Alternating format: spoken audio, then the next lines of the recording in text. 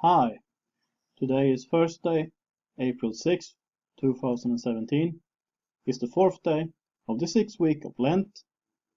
I am looking forward to Easter, and this is a Sweet Speaks. And I need to say a few words about the situation for whistleblowers in Sweden. Because when you look at Sweden and you see all the craziness going on, a lot of people might wonder, why are the Swedes so silent? And to be serious, I think Swedes in general should just stand up for themselves and their ideas and stop taking all these things going on. But let me explain what's going on. The license let's just give me a few examples of what's going on right now, because this is a subject that I will have to return to many times, I'm afraid. I have mentioned it before, I will mention it again. This has everything to do with the opinion corridor of Sweden. This has everything to do with the fact that since the 1500s, the Swedes have been, sort of raised by the government to think alike, and roughly 80% of the Swedes tend to have the same opinions in all the important questions, and people questioning that will either have learned to be quiet or they are ostracized. This is nothing new. This is the way Sweden has been for a long time.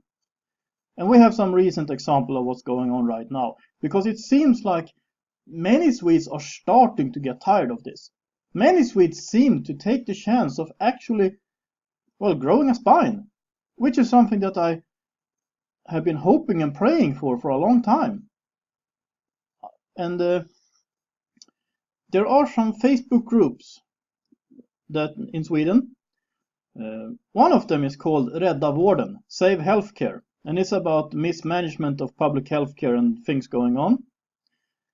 This Facebook group is one of the group being scrutinized by the licensor payer funded television channel SVT, Sveriges Television, Sweden's television, which is actually two channels, or I think they have some others too. But they're all paid by license payers, and that's why I advise everyone in Sweden to throw out the TV. If you want to watch it, fine, do it online, because you don't have to pay a license to watch it online. But don't have a TV, because then you have to pay by law in Sweden. And what SVT is doing here, they are not criticizing power. They are not looking at what people in power do. No, they are going after whistleblowers.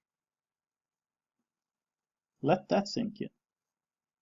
The big media in Sweden are going after whistleblowers.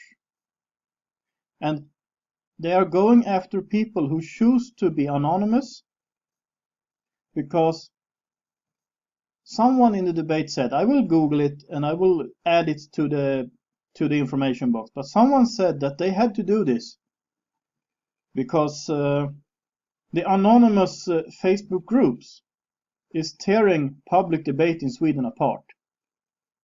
Excuse me, but why should anonymity on the internet be anything different than before, when you could write an anonymous letter to the editor of a newspaper that they might publish? It's the problem that it's now easier for people to voice their opinions. And I mean, they managed to find out who was behind this Rädda Vården Facebook group, Save Healthcare Facebook group. They managed to figure this out. The man behind it is an assistant nurse. He has been active in the moderate party, that means the so-called Conservative Party of Sweden. I don't know if he is active there anymore, doesn't really matter. And they're going after him. And they want him that he should have to tell them who he is. And I mean, the reason for why he doesn't want his identity to be known is obvious to anyone who knows anything about Sweden. That, as he said to the reporter, if my employer knew I was doing this, I would be in trouble.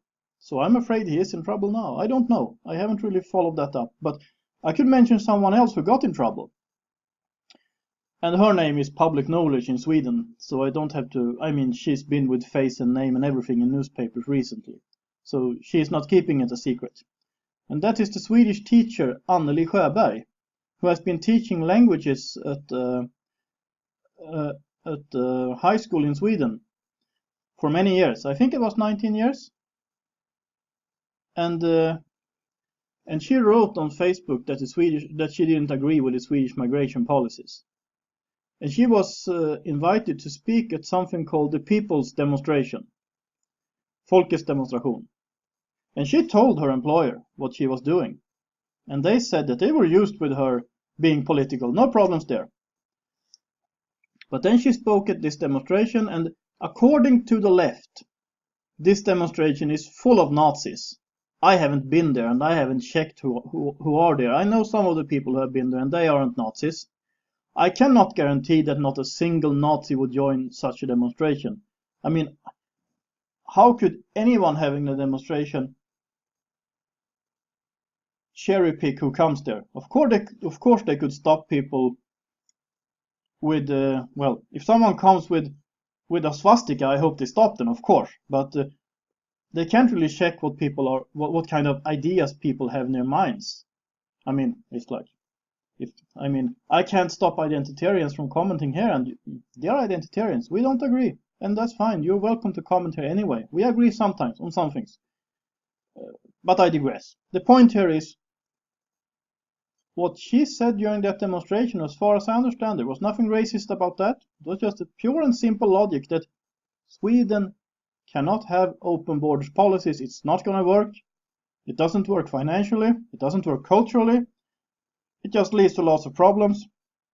And she was called in to the principal's office and told that she would be suspended with pay until further notice. I think that is still the case, but, well, it looks like I think she might lose her job.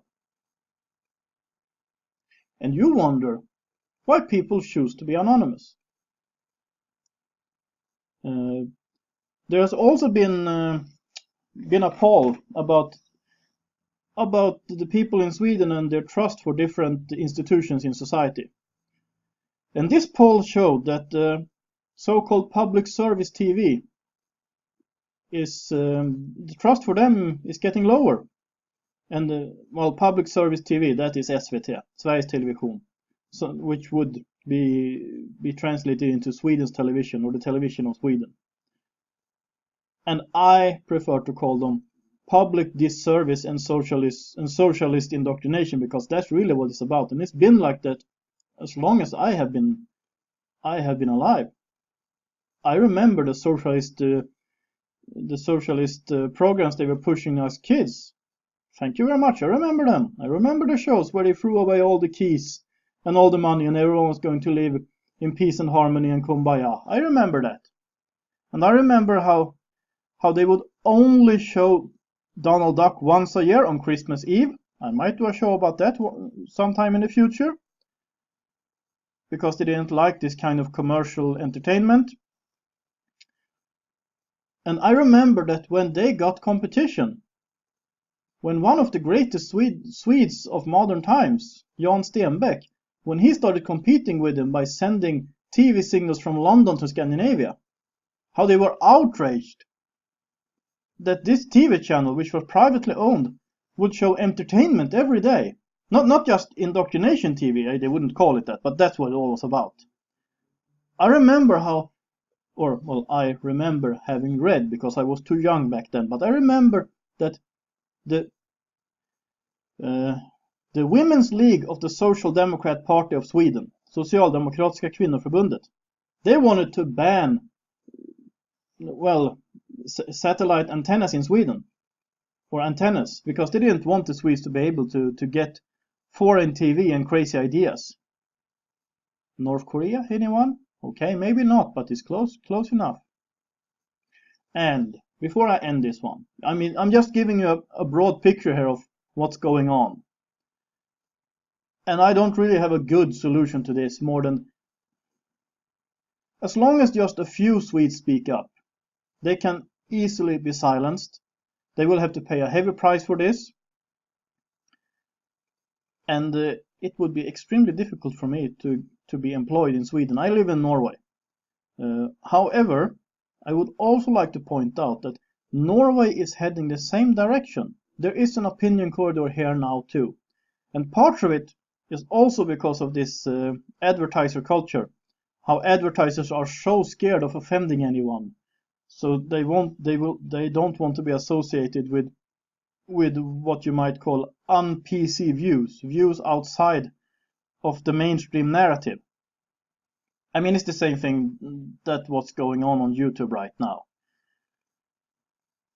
And I know of cases in Norway too, where people have difficulties getting employment because, well, they Google your name, they figure out what you have said online, and you don't really fit it. It happens in Sweden, it starts to happen in Norway too, and yeah, just saying that this is what's going on, and that's what I have to say about this right now. And I would really want to thank the people who are supporting this channel through prayers, through PayPal, through Patreon. That is greatly appreciated, as I think you understand. And if you like this channel, please subscribe. I recommend you to click the little bell. I think it helps for you to get notifications whenever I upload something. If you got something to say, feel free to comment. Please like this video if you like it. And please share this video on social media, on Facebook, Twitter, whatever. And I am reaching for 1,000 subscribers. So I really want your help with spreading this channel. And I appreciate that too a lot. This is A Swede Speaks. Have a nice day.